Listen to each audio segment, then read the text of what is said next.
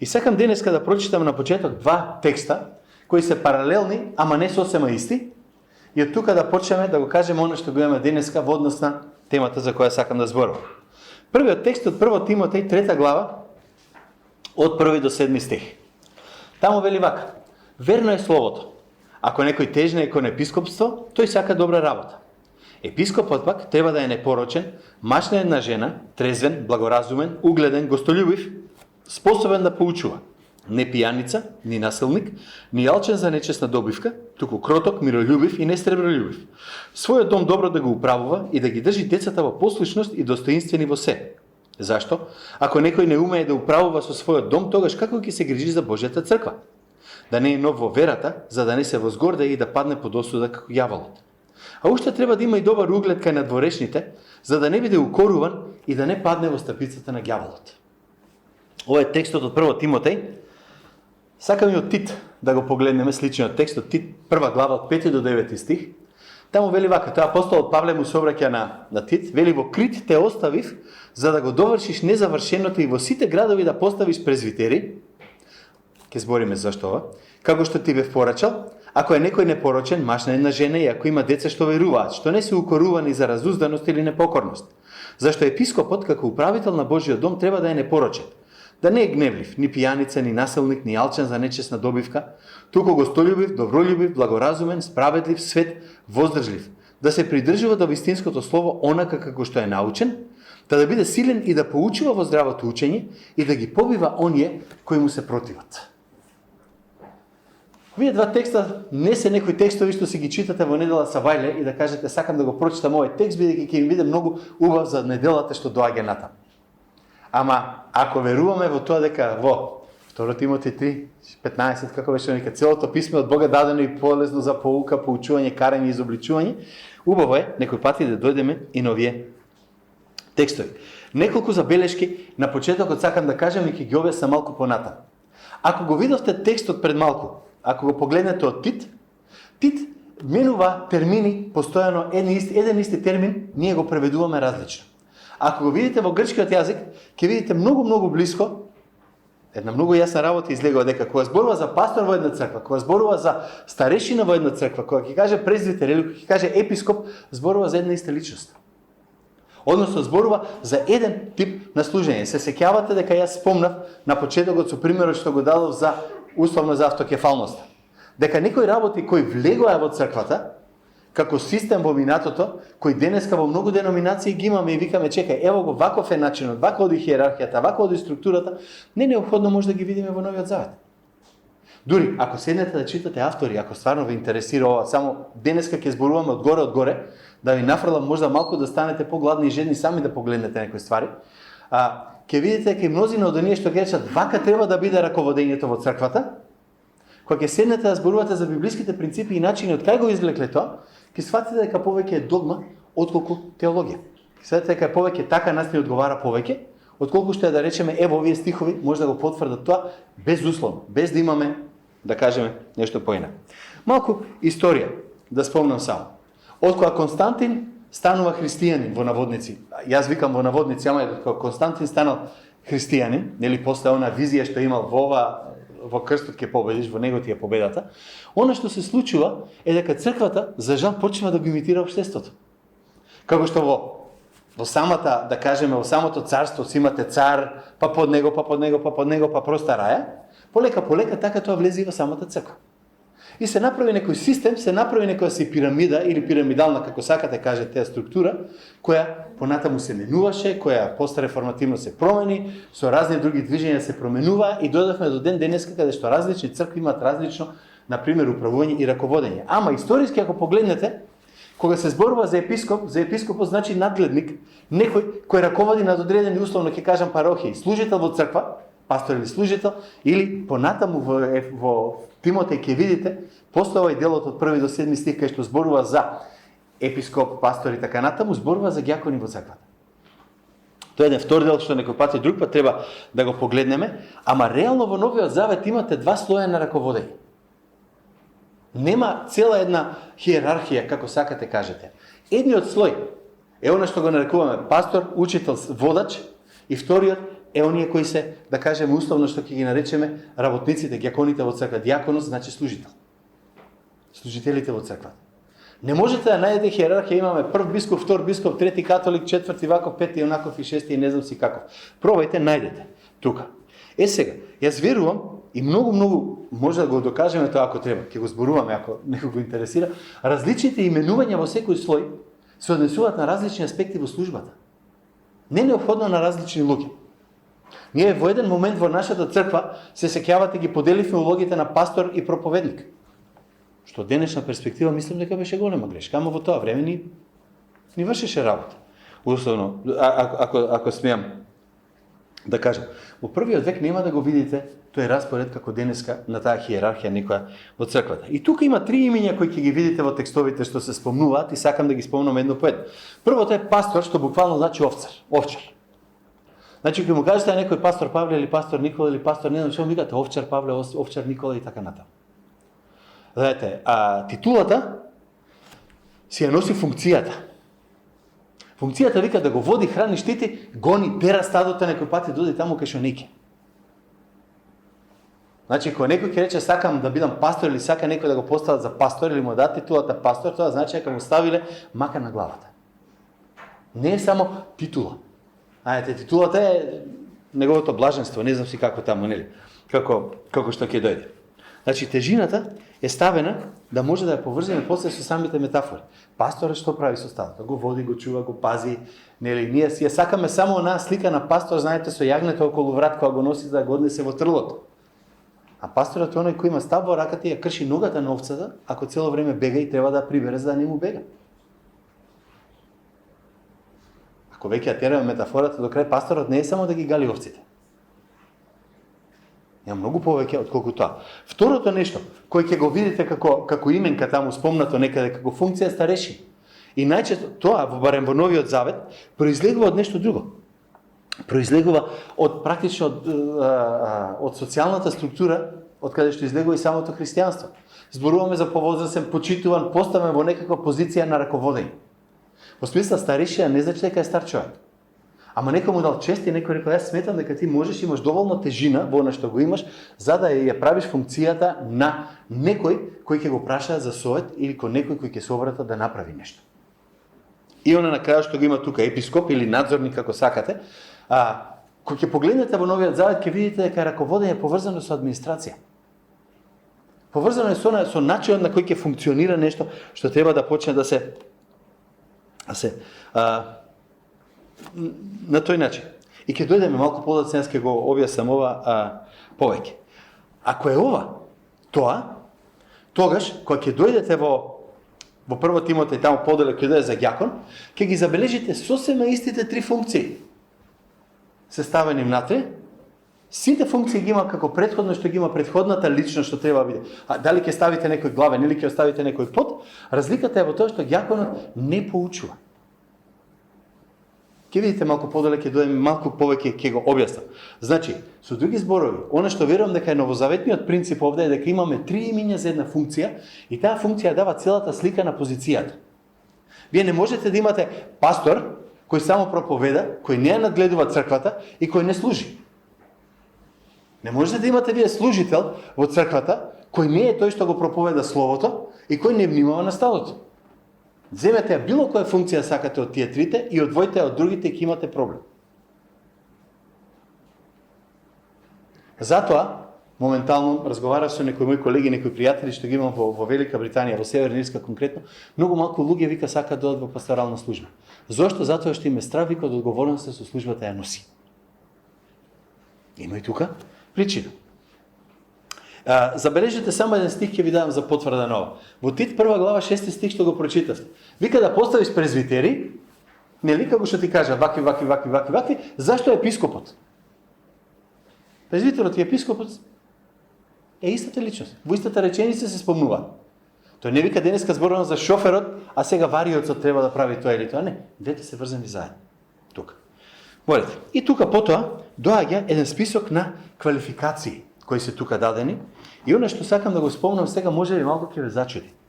Првото најфрапантно нешто во списокот на карактеристики за овие, како сакате, старешини, водачи и така натаму, сакате да ги спомнете, дека повеќето од квалификациите се просечни.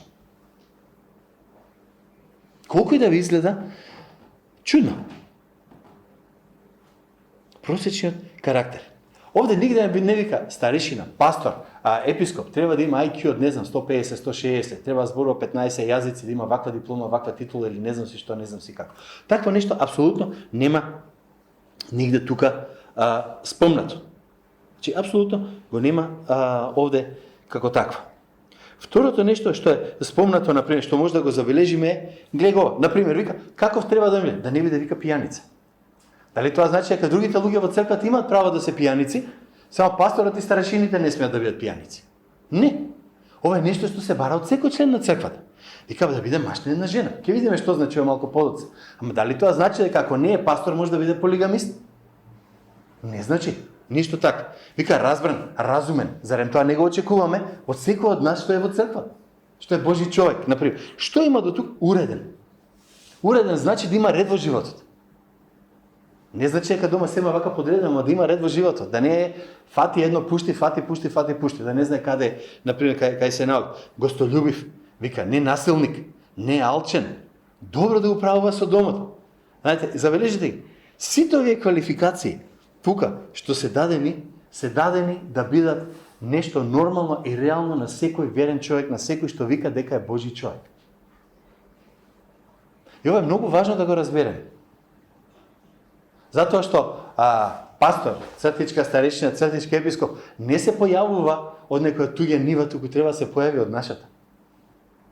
Значи треба да излезат од тука раководителите, од црквата. Не е тоа има едно место кај што произведуваат раководители, па ќе си позаиме, ќе си донесеме. Бидејќи пасторите се во библиска школа, стварно. Неќе да е така. Знаете, во Македонија отворија факултет и вика факултет за менеджмент. И јас разговарав со еден, вика јас сум дипломиран менаџер.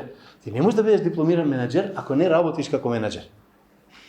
Не можеш да бидеш управител ако немаш што да управуваш. Така ли? Јас сум дипломиран управител на што? На ништо. Тоа е малку тешко оди. Значи истата работа и тука. Ние кога зборуваме за човек кој има пасторска функција, кој има раководна функција во црква, зборуваме за некој кој дошол од црквата, кој ги имал истите карактеристики како сите други околу него. Ние тука спомнато. Овде. Оти која ќе рече вика да не е сребролюбец или да не трча по пари. Дали тоа значи дека сите ние другите мора да бидеме или имаме право да бидеме алчни? Нигде такво нешто нема. Една карактеристика тука има спомнато добро да управува со домот, сум ја спомнал, вика сите овие квалификации се однесуваат на секој верник. Прво тоа мора да биде јасно. Оти не бараме некој над човек. Не бараме некој кој ќе биде, ова е сосема поинакво од сите други.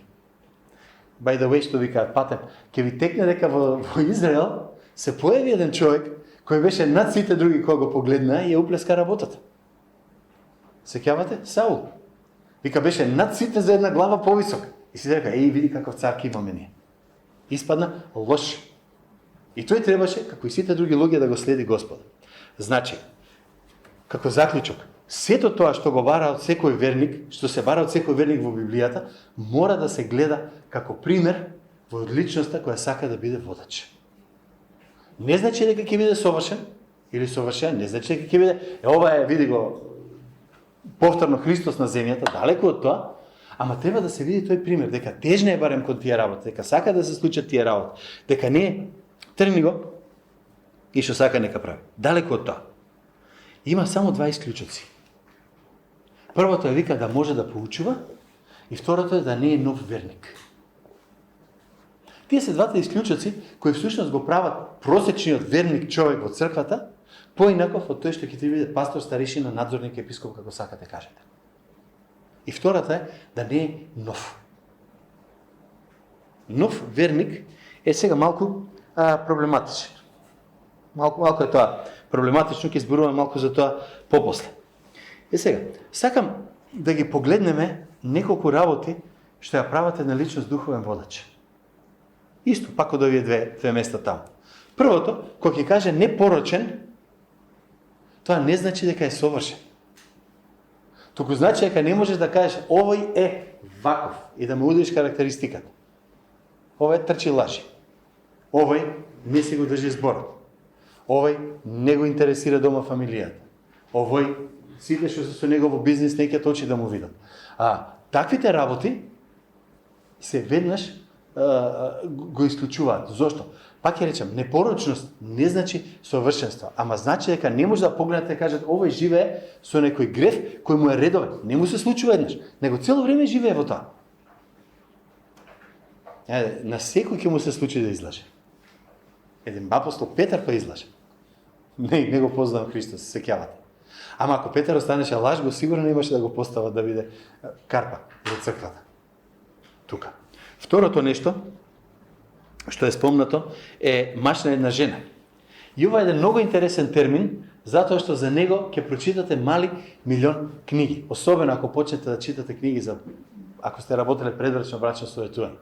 Прво прашање е дали мора да е во брак. Не мора да е во брак. Ние не сме 100% сигурни дека Павле бил во брак. Има индиции дека бил апостол Павле во брак, ама не неопходно, немаме факти, аргументи, а кажеме ево зошто се случи. На крај крајште Исус не беше во брак. Па тоа не го исклучи од служба. Така ли? Значи не неопходно мора да е во брак. Тука зборува, например, во 1 Коринтијаните дури апостол Павле се сеќавате зборува за тоа дека вика човек што не е во брак, дури може повеќе да служи. Зошто? Заради тоа што вика не се секира за жена, не се секира за ова, не се секира за она. И сите што сме во служба, знаеме дека фамилијата влече. Сакаш некаш мора да се погрижи за семејството. Некој пати ги правиш работите, го правиш планот околу семејството. Така што тоа не е баш така како што е тука. Втор пат вика дали вика се зборува тука за полигамија, да не е полигамист, да нема повеќе од една жена, да е мачна само на една жена. И знаете аргументот тука вика па ние не гледаме дека во Новиот Завет било тоа проблем од црквата. Може би не било проблем од црквата, ама ако го погледнете, например, чисто Ирод Велики вкупно за целиот негов таму живот додека работел, има вкупно 10 жени. Додуше 2 или 3 мислам дека имаше дека ги убива таму, ама во еден момент имал 4 жени венчани. Пак бил полигамист, значи имал повеќе, вика не е така. Ако одите денеска во Африка, слушав со луѓе, имате многу племиња во кои полигамијата се уште си функционира иако има христијански цркви. Јас запознав човек кој работеше со МЕД, со мисија за евангелизација на деца наша, директор е за Ботсвана, кој требаше да стане всушност крал. Он беше првиот син на неговиот татко кој беше крал во нивното племе. После други 13 таму имаше. Ама за да се нафати на позицијата требаше да ги земе и 8 жени на татко. Се откаже. Не стана крал. Еден од неговите браќа таму од втора, трета жена стана кралот, но си е маж на една жена. Ако се нафатеше да си го земе кралство, дали тоа ќе му дозволеше да биде пастор старешина? Вика Библијата? Не. Дискусијата. Вика дали тоа значи да не бил претходно во брак или да не бил разведен. Тука. Да, Библијата зборува против развод. Мислам, тоа не е тука спорно и не сакам да кажам дека не е, ама интересно е ова во црквите некој пат и нема да навлезам тука повеќе денеска.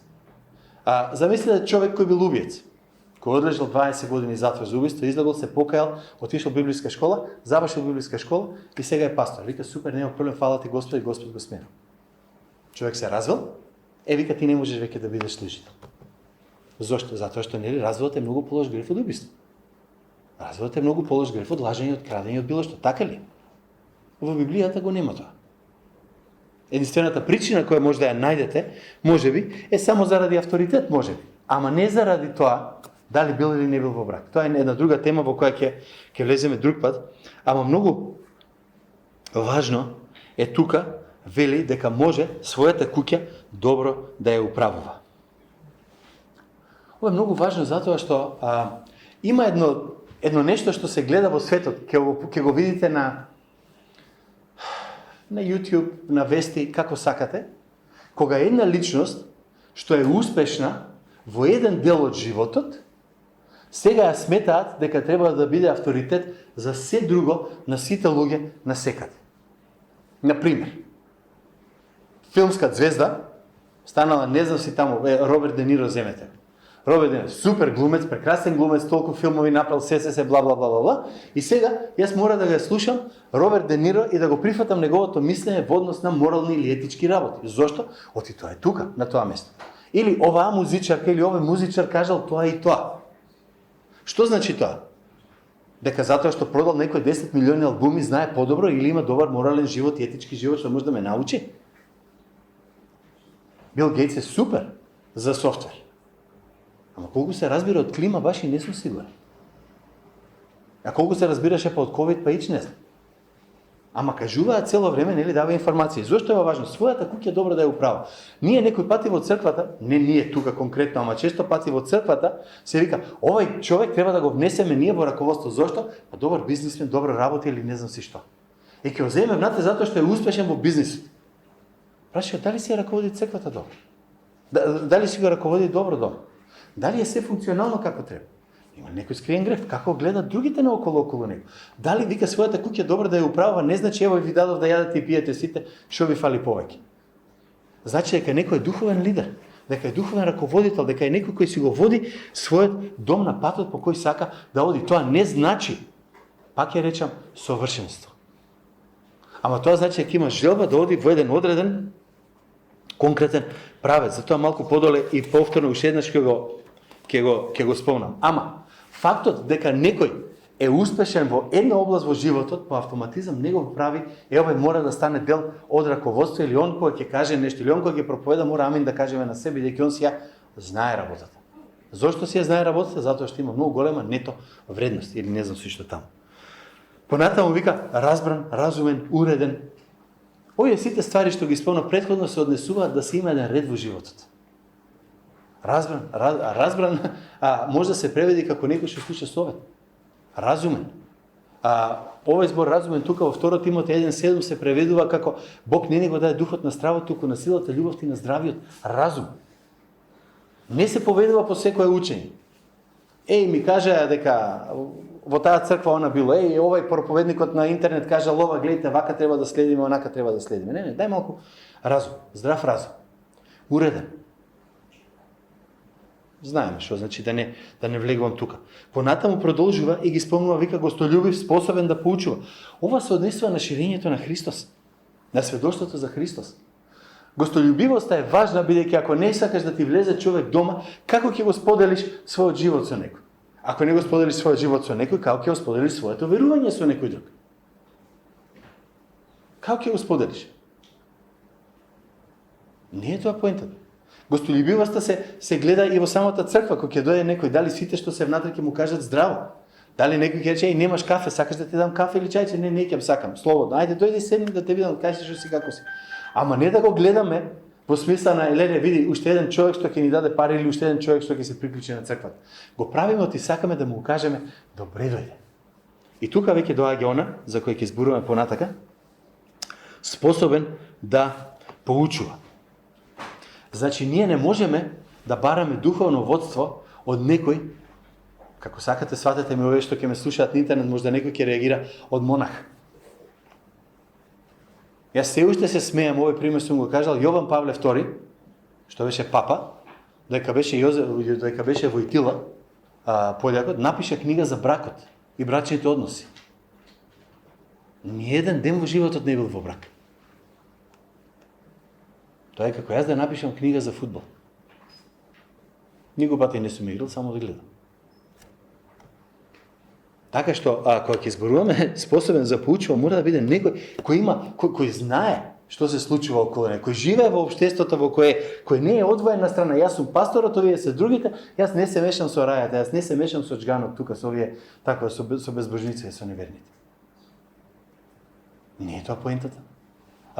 Тука, далеко од тоа. Повторно вика, способен за поучува, ќе зборува малку повеќе, ама идејата е, треба да ја познава вистината и да може да ја пренесе.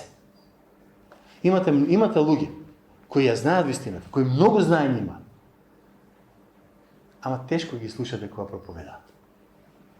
Има луѓе пак кои ништо не знаат, а сакаат да го кажат тоа што не го знаат. И тоа не оди.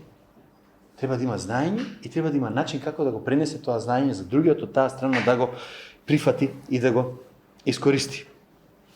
Ако не можеш, ако тешко се изразуваш, ако ти оди тешко изразувањето, вика, не можеш да бидеш пастор.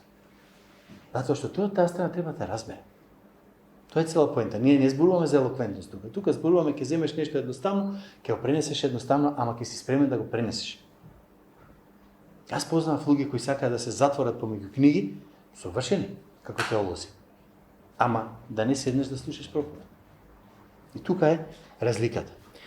Овде кој ќе каже не е пијаница, ова не е само да не е алкохоличар, тука јас ќе кажам да нема зависности, да не е зависен од нешто. Во денешно време зависноста може да биде свашта. Од порнографија, од дремење на Facebook, од кавги расправи на Instagram, од... Вие кажете што? Она што ти го јаде, што ти го лапа времето е зависност. Ако некој повеќе време поминува пред мобилниот телефон отколку со семејството, ако некој поминува повеќе време во, ќе кажам, во фудбал, отколку да седне да се спрема за проповед, или повеќе време поминува занимавајќи се сам со себе, отколку да посети член на црквата, тоа е зависност. Оно што ти го зима времето, што може да го дадеш на Господа, е нешто кое те прави зависен од Него. Понатаму вика кроток, миролюбив, да не ужива во расправи. Едно е да дебатираме и дискутираме и да не се согласиме. Друго е што имате луѓе што ги нарекуваме антипротивни. Сте го чуле тој израз? Тоа е тука само да се кара. Не е важно дали он знае зашто се кара. Он ќе се кара и против себе си, ама да има кавга. Само да има расправи. Тако вика не. Да не ужива во расправи. Ке влезеш во расправи, сакаш некеш. Апостол Павле му пишува и на Тит и на Тимотеј таму. Овие има да ги укориш, има да им кажеш што треба да направи. Ама не работа јас со кеф одам да го направам, да сакам скинам главата. Не. Поентата е дека тука зборуваме за нешто кое не треба да уживам, а ако морам, ќе го направам. Во 2 Тимотеј, ево 2:23 до 26. Гледайте што вика. Оттргнувај се од глупави и празни расправи, зашто знаеш дека тие раѓаат кавги. Вели тука. А господовиот слуга не треба да се расправа. Туку да биде кроток кон сите, способен да поучува, да поднесува зло со кротост, да ги превоспитува противниците, та Бог некако да им даде покаяние, за да ја познаат вистината и да се ослободат од стапицата на ѓаволот кој ги уловил, за да исполнуват неговата волја. Идејата на говорникот, на пасторот, на старешината е да им помогне да се ослободат од стапицата на ѓаволот, а не да докаже колку е паметен, колку е интелигентен и колку може да победи во дебата или расправи. Така стои во писмото, јас мислам дека треба да го веруваме, нели? Ова не значи дека ќе биде некој млитав што ти верувај си што сакаш, јас ќе си верувам што сакам. Затоа што тоа значи дека ќе опуштиш волкот помеѓу овците, ќе ти го исклидат стадото и после ќе рече леле што се случи. Ако да Господова волја била така, нека да е така.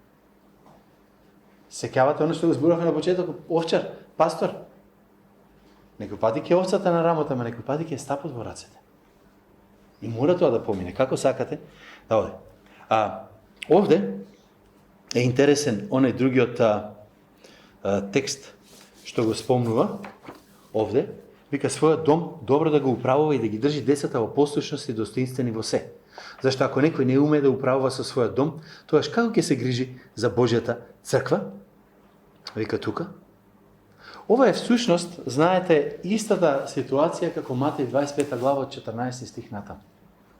Кога Господ им дава таленти на мнозина, кога се враќаат назад кај него и вика едниот Господи ти ми даде 10, јас заработив уште 10, другиот вика ти ми даде 5, јас ти даде 5, третиот вика јас ти ми даде 1, не ми треба, фала ти, ево ти го назад и така натаму. И неговата реакција која беше?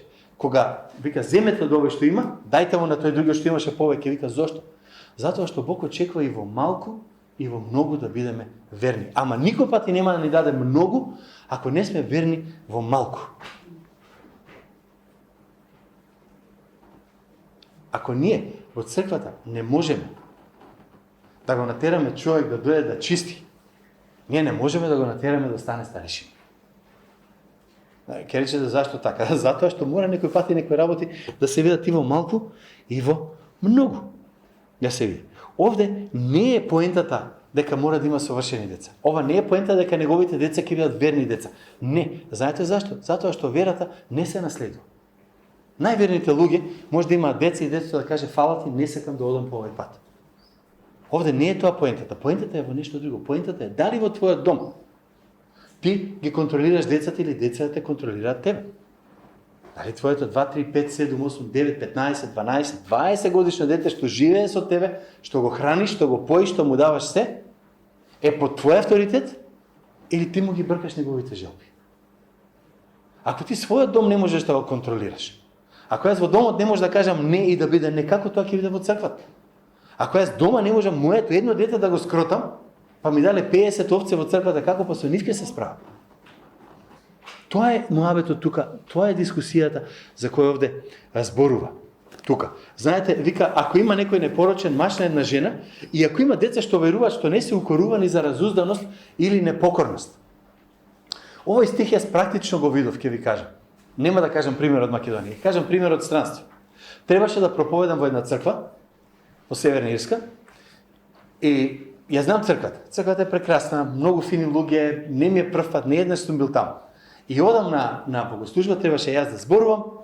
Црквата ми е нешто студена, ладна. Пак имаш околу 200 луѓе, ама пак некако чудно. Знаете, онај кога ќе влезе некој чуден дух внатре да сеќате, што е работата? Дојде пасторот на 5 минути пред да започне богослужбата. Ми вика, ти зборуваш денеска, добро, окей, само јас имам да кажам нешто. Излезе напред. Ајде, вика, јас сакам да прочитам нешто, а потоа вика ќе продолжиме со самата богослужба. Зема една изјава и вика, тргнете ми се подалеку од куќата, подалеку од моите деца, се што се прави, вас да не ви е гајле, не сакам да слушнам, не ми се јавувате по телефон, пријатно. А сега ќе продолжиме со песна број таа и таа. Јас бев шокиран. Ја истера богослужбата, го викнав еден од одборот, викам, што се случува? И тој ми извади весник. Весник, дневен весник. И во весникот беше целото семејство на пасторот, затоа што неговите два сина, 17 и 19 години, правеле забава во црковниот дом со малолетнички. И било толку диво, што мора да дојде полиција, па дошла родителите на овие девојкиве, па почнало хаос и стана хаос. И цело Валкано излезе напред. Ако не може својот дом да го раководи, црквата ич нема да раководи. И брзо го избрка. Мислам, 2 недели после тоа, 3 недели беше и му кажа, доста беше пријатно. Тоа се случи. Ама не треба да дојде до таму работата. Тука вика да не е ново верата, за да не се возгордее, па да падне под осуда као ѓаволот. Патем, ајде да се вратам малку назад за ова што го спомнав за домот. Има една многу интересна изјава, некој ми ја каже, јас ја запамтив и ќе ме чуете може и повеќе пати ќе ја кажам. Она што го допушташ, тоа го поучуваш. Она што го допушташ, тоа го поучуваш. Јас тоа секој пат им го кажувам на нашите раководители кога имаме камп. Ако му допушташ на дете да се лигави, да прави проблеми, и сите други ќе го направат истото. Ако тоа дете знае дека има ред, и другите гледат дека има ред. Ама не само деца, и возрастните, и твоите раководители ќе го видат истото. И твоите членови во црквата ќе го видат истото. Тоа што го допушташ, тоа го поучуваш пред сите. Имајте го тоа на ум. И затоа после вика Павле да не биде, вика, ново верата да не се возгорде, да падне под осуда како ѓаволот. И сакам малку да се задржам на ова, извинете да малку напред назад, ама ново верата е една многу релативна категорија. И ќе ви кажам зошто е релативна категорија. Ако погледнете во првото послание, првото мисиско патување на апостол Павле, кога тргна од Антиох, нели, помина па се врати назад. И кога се врати назад, вика таму дека Јужна Турција, или како сакате кажете го тоа, кога се врати, почна да поставува старешини и пастори во сите цркви. Ево, читате го текстот од Дела на апостолите, кога се врати, постави таму пастори, служители и така натаму, и така натаму. Ако ја видите, како се вика тоа, хронологијата, ако погледнете како оди хронологијата, ќе сватите дека поминале неколку месеци од моментот кога вие поверувале, а се ставени како раководители во самата црква. Затоа, Библијата нема правило ново верата е човек кој е толку време. Вие може да имате ново верата 50 години да седи во црква, а Библија да не отвори. Да ти каже, ова е моје место, гледате тука дупка има на клупата, јас тука седам цел живот и толку. Ништо друго не направи со својот живот. Затоа, ново верата овде е една стварно релативна категорија. Кога имате вие сосема нова црква, ние имаме нови цркви, ние имаме нови заедништва. Например, тука во Козјак, околу Свети Николе и таму. Ние не можеме да очекуваме 10 години да поминат, па некому да му кажеме и стани почни да биде старишин или раководител во црквата. Ама кога имате етаблирана црква, 20, 30, 50 години, таму викате, окей, За 20, 30, 50 години требало да изградиме луѓе кои се способни, кои се темелни и кои може да ги ставиме на раководна функција. Така да ова, пак ја речем, ново верата е една стварно релативна категорија. Уште неколку карактеристики за црковен водач, пастор, управител, старешина, како сакате. Во 1 Тимотеј 5:21 вика ништо да не правиш по пристрасност. Ова е многу важна работа во нашите македонски цркви, каде што многу пати ќе најдете многу луѓе што се поврзани роднински. Немој нешто да правиш по пристрасност. Со други зборови, ако ми е роднина, ќе премолчам, ако не ми е роднина, ќе удрам по него. Ова не може. Вика, пристрасност не може да има. Во секоја црква ќе имате луѓе со кои ќе бидете поблиски и со кои нема да бидете толку блиски. И не може тој што ме поблизок да му мине, а на тој што не сум поблизок да не му биде. Например, апостолот вика во 6:11-12 од 1 Тимотеј: ама ти, човеку Божи, бегај од овие нешта и стреми се кон праведност, благочестие, вера, љубов, трпение и кротост. Војувај добрата војна на верата, освој го вечниот живот за кој си повикан и за кој си дал добра исповест пред многу сведоци. Забележете што вика за црковниот служител тука, човеку Божи. Прво, исповедта пред многу сведоци е она што го зборувавме пред малку. Че се добар, уреден и така натаму и така натаму и така натаму. Тоа треба да го видат другите од страна. И потоа вика војувај добрата војна и освој го вечниот живот за кој си повикан, за кој си дал добра исповед. Со други зборови, твоите дела, твоите зборови, поврзи ги не ходат заедно цело време. И на тој начин ќе послужиш повеќе. Една интересна карактеристика има, дадена во 2 Тимотеј 3:2 и 4, вика да очекува сериозни тешкоти. Божиот човек, оној што сака да биде раководител на било кое ниво, треба да очекува сериозни тешкоти. Упс. Не е лесно. И исто така, спомнува таму во 1 Тимотеј, исто 4:14-16, главата пред ова што читавме текстот, да се види духовен растеж. Не занемарувај го дарот што е во тебе, кој ти беше даден преку пророштво со ракополагање од презвитерите. Кон ова насочи се, биди во тоа, твојот успех да им стане јасен на сите. Внимавај на себе и на учењето. Биди истраен во тоа, зашто правејќи ќе се спасиш и себе си тие што те слушаат. И веднаш после тоа, апостолот почва да зборува за способен да поучува. И повторно, во едно време ние зборувавме тука во црквата за два дара. За администрација и за дарот на поучување. Има само еден стих всушност врз кој може ова да го поставите и ако сакате да ја поделите улогата на пастор и проповедник. Пак ја речем, ние влеговме во таа замка еден период, ама фала му на Господа, мислам дека веќе не сме таму. Во 1 Тимотеј 5:17 вика презвитерите кои управуваат добро, нека се удостојат со двојна почит, особено оние што се трудат во словото и поуката. И од овој текст само еден текст е во Библијата. И затоа нема да одам на него, не се гради теологија на еден текст. Вика тука, значи имаме управители кои ќе честуваме и имаме оние кои поучуваат и проповедаат. Не. Ајде, за ова нема да навлеземе повеќе сега, ама основната идеја, јас овде ако добро ја сваќам, е идејата на моделирање. Треба да дадеме пример со животот и пример преку поучувањето. Моделирањето мора да оди заедно. И затоа за овој стих нема голем консензус и нема многу да влезам на него. И сакам додам на нешто кое се поврзува со нешто кое го прескокнав, не го прескокнав, за парите, односно за љубовта кон парите. Јо. Ова е многу интересно. И кога читаме овде, ги спомнува вика да не биде, нели, желен за лоша печалба и така натаму и така натаму, ама ќе ви кажам кој е почест случај. Има една ваква изрека, се врти по традиционалните христијански цркви. Боже, ти дај му понизност, а ние ќе му дадеме сиромаштија на проповедникот. Што значи ова? Поентата е ние нема да сакаме проповедник кој ќе може да биде ист со нас. Треба да биде некој на кој ние ќе владееме, односно ќе му триеме сол на главата. Погледнете неколку деноминации кај нас низ Македонија што прават со платите. Само погледнете. Ако сега седнеме и разговараме која треба да биде платата на нашиот проповедник во црквата,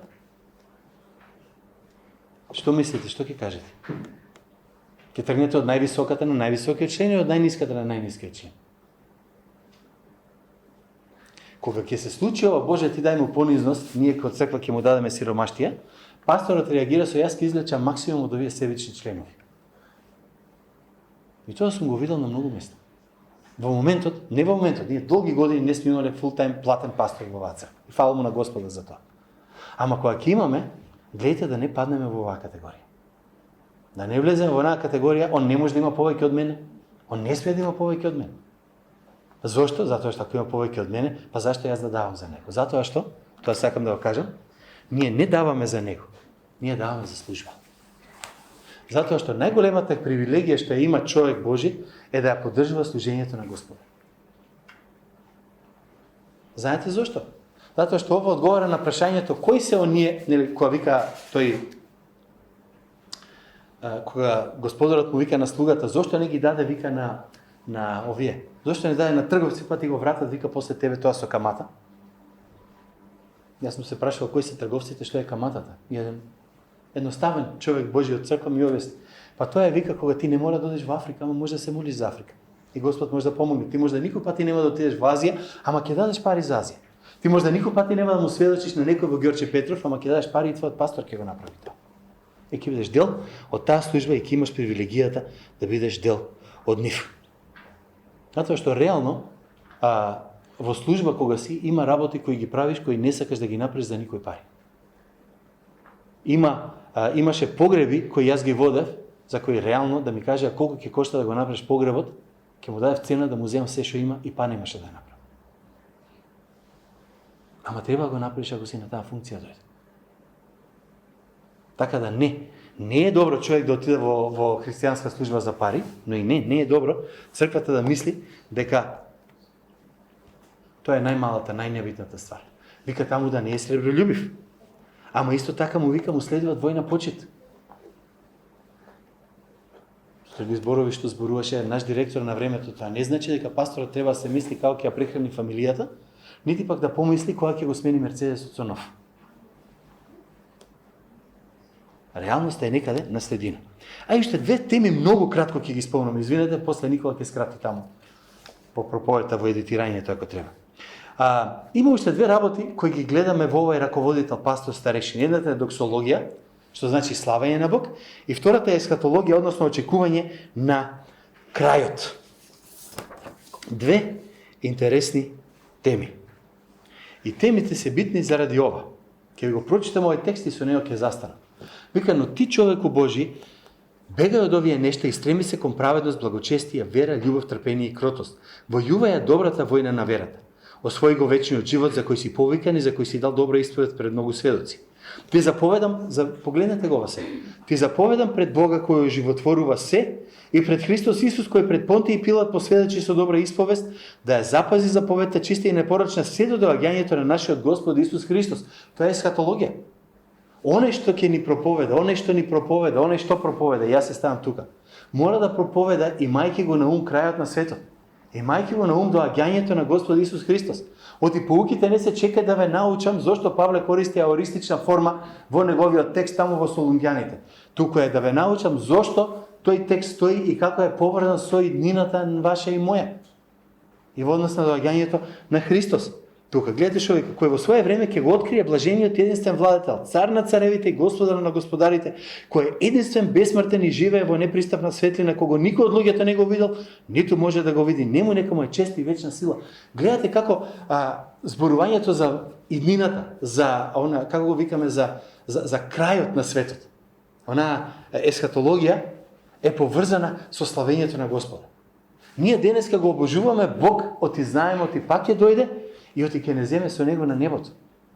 И пак ќе речам, старешината, управителот, епископот, пасторот, овчарот, како сакате наречете, ако не ја има пред себе иднината, ако не има пред себе доаѓањето Христови, што тоа значи за неговото проповедање? И ако ја нема славата Божја пред своите очи, нема да може да се исполни функцијата. Пак ќе речем, служењето не е само крај само за себе. Тука е да се подчиниш, да ја подготвиш целата црква Божја за Христовото враќање. И не се тука, ни старешините, ни пасторите, ни никој за својата слава. туку за славата на Христос, која е се и во се и преку себе како го луѓето, кој никој од луѓето не го видел, ниту може да го види, и нему нека му е чест и вечна слава, вика тука. И јас мислам, јас може да завршам тука со Амин.